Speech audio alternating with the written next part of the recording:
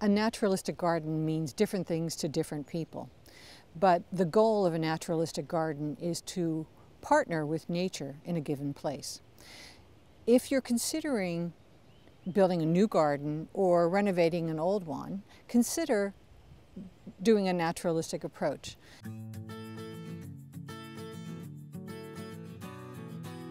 Bob and Gertrude Gebhardt have a keen eye for observing and learning from what they've seen in nature from their decades of outdoor adventures. With an appreciation of the many wildflowers and native flora, they integrated their experiences into their garden, transforming their suburban backyard into a native-influenced landscape.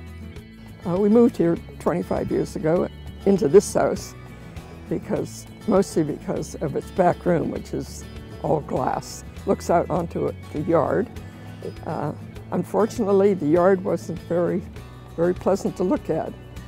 It was mostly dying grass because there were large tree cover.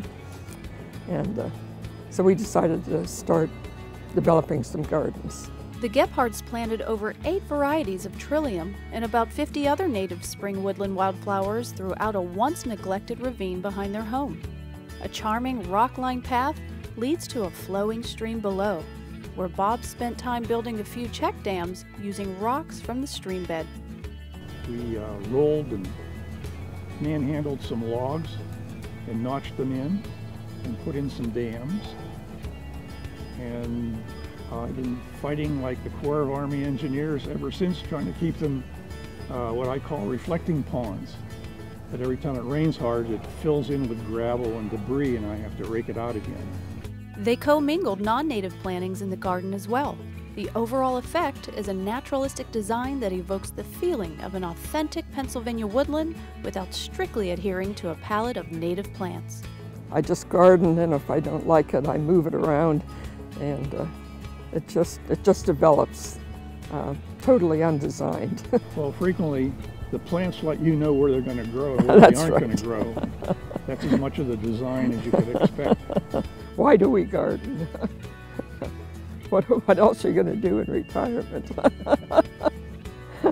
We have a beautiful yard, and that's the inspiration.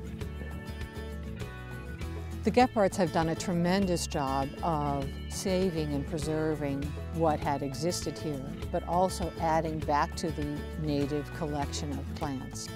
Unlike a lot of developments where a situation like this ravine often becomes the dumping grounds for everyone's lawn clippings, they've done a good job of avoiding that and allowing this wonderful wild place to be preserved.